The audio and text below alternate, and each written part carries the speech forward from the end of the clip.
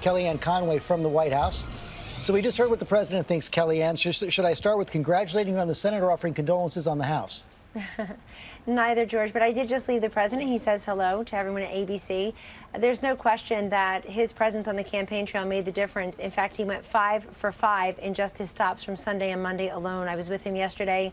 Those 3 stops on the Monday, all 3 of the candidates he stumped for in 3 very different states, for a governorship of Ohio and also 2 Senate seats in Indiana and Missouri, both of which are pickups from the Democrats. And I think when a president in power has the Senate, it's easier to get through judicial nominations. You've seen that's one of been big mark of his success in the first 2 years in office, are these judicial nominations, getting through 26 in the U.S. Circuit Courts, and of course 2 to the United States Supreme Court, and also the executive noms.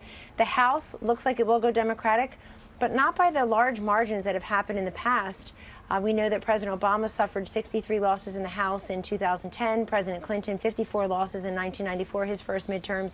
And these presidents, these 2-term presidents, found a way to work with the party out of power on things that matter to the country. This president is prepared to do that, to work across the aisle. Well, that's what I wanted to ask you. That's what I wanted to ask you. But how is this going to change the way the president does business? He's now got, as you said, Democratic House, Republican Senate. Will he come forward with any new proposals that will try to appeal to both? Well, there are a number of proposals like immigration, DACA. He tried to make a deal here with the Democrats last year. That's still on the table. And certainly he just worked with Democrats in the House and the Senate for a historic bipartisan opioids and drug package. So he's proven that he will do that. Also, I think the Democrats, if they've got the majority in the House, will need to come to him and present also. So I think you can expect him meeting with them in short order, whoever they decide their leaders are. But this is also a president who intends to be very busy during the lame duck session.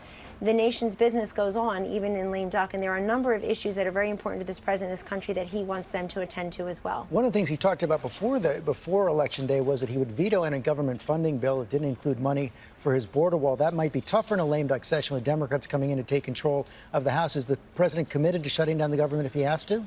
What the president is committed to, George, is continuing on with border security. Border security is national security. That is an issue that likely helped a number of these candidates on the Republican side tonight, along with the booming economy, really a historic economy in our lifetimes.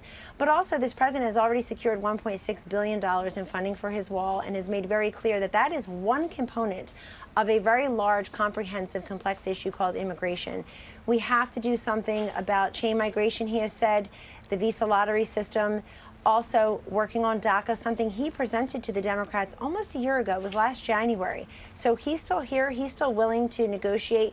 But we can't see immigration through a single lens. Some only talk about the Dreamers in DACA. Others only talk about the border wall. This president is willing to tackle it in a more whole-of-government approach. You pointed out the president's success on the campaign trail, getting those Senate seats and some governor seats as well. And there's no question that where he campaigned, you did see that happen. Some concern among House Republican leaders that created a backlash in those suburban House districts. And that's why you lost the House, because of the president's rhetoric on things like immigration and border security.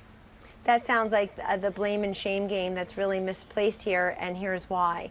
You know, candidates and campaigns matter, and they're not all equal. This president did what he could do in many of the Senate races, the governor's races, and a few House races. I would point your attention to Andy Barr, incumbent congressman in Kentucky 6. That was an early bellwether tonight that everyone, including ABC, was looking at, George, because, and rightfully so, because Andy was embattled. The president went there specifically to campaign for Andy Barr about 2 Saturdays ago, because it's very important for him to go and support House members, the president says, who support free markets and freedom. There was no governor's race. There was no senator's race. It was just for the House. But I see a lot of those consultants who certainly have enriched themselves through these races and perhaps lost some of the races are now going to blame the president here, and they should think about that, because candidates and campaigns matter. Were they inventive enough? Were they creative enough? Did they raise enough money? There are some candidates who lost tonight on the Republican side who distanced themselves from President Trump too. That is their right, and we respected that, but they lost anyway. Because the president is not going to have the House in Republican hands anymore, one of the things we saw him just before the end of the campaign say maybe he should take a softer tone. Is that what we're going to see? Well, we always welcome that. And the president also said at the end of that sentence, George, he would like to take a softer tone, but he hasn't been able to. That it's been a rough and tumble game. He thinks that he has been treated unfairly, that sometimes people focus on personalities and not policy, or they're focused on politics and not principles. He would very much like to continue forging ahead on behalf of this country. This booming economy has to keep going. We hear from job creators, job holders, and job seekers all across the country that they're just doing better. I think in your own polling, it suggested that most Americans feel economically anyway that they're more buoyant or they're more secure. We want that to continue. Tone matters and tweets matter, but really policies are what most Americans focus on. And I think the issues today were very important. You saw a lot of star power go to marquee races, like in the Georgia and Florida governor's races, for example, and those candidates came up short. That doesn't matter as much, I think, to many voters than the issues.